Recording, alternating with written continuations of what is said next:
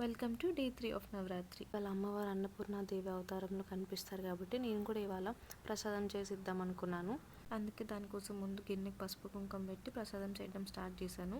అమ్మవారికి పులిహోర, దద్దోజనం, పరమాన్నం లాంటివి ఇష్టం అంటారు కదా, అందుకే నేను ఇవాళ పులిహోర సెలెక్ట్ చేసుకున్నాను. అండ్ పులిహోర కోసం నేను ఇక్కడ రెడీ చేస్తున్నాను అనమాట పోపు అంతా. పెళ్ళికి ముందు నేను చింతపండు పులిహోర పెద్దగా చేసేదాన్ని కాదు. సో పెళ్ళి తర్వాత అత్తమ్మ ఎప్పుడు ప్రసాదాలు ఇచ్చినా చింతపండు పులిహోర కంపల్సరీ చేసేది.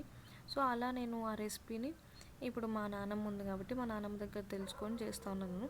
నేను వచ్చేపాటికే మా నాన్నమ్మ చింతపండు అంతా నానబెట్టేసి పెట్టేసింది. సో ఇంకా నేను జస్ట్ పోపు వేసి ఇలా చింతపండు పులుసు అంతా రెడీ చేసేసాను. పులిహోర కోసం రైస్ అంతా ముందుగానే వండి పాన్ కింద చల్లారి పెట్టేశాను అనమాట. సో దట్ కలుపుకోవడానికి బాగుంటుందని చెప్పేసి. ఆ తర్వాత పులిహోర అంతా కలిపేసి ఆ హారతి టైంకి అంతా నైవేద్యం తీసుకొని వెళ్దాం అనుకున్నాను. అండ్ కరెక్ట్గా నేను తీసుకెళ్లే టైంకి హారతి స్టార్ట్ అయింది.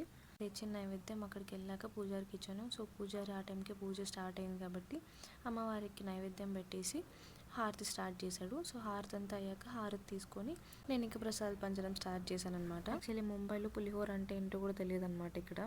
ఇక్కడ అంతా బూందీ ఎక్కువ పెడతారు ప్రసాదంగా. సో నేను కిందకి వెళ్ళేసరికి చాలామంది బూందీ ప్రసాదంగా పెట్టారు అండ్ బూందీ కూడా పంచుతూ ఉన్నారు. సో అవన్నీ చూసి నేను తెచ్చిన ప్రసాదం అయిపోదో అనుకున్నాను. బట్ అందరూ తీసుకున్నారు. అండ్ ఈ ఆంటీ అయితే మళ్ళీ సెకండ్ టైం వచ్చారు బాగుందని చెప్పేసి. ఆ తర్వాత అక్కడ స్టాల్స్ పెట్టిన వాళ్ళకు కూడా అందరికీ ప్రసాదం ఇచ్చేసి ఫైనల్లీ మా ప్రసాదం అంతా అయిపోయింది. బట్ ఇంటికి కొంచెం తీసి పెట్టాను అనమాట సూర్య కోసం, సూర్య వచ్చాక ఇద్దామని.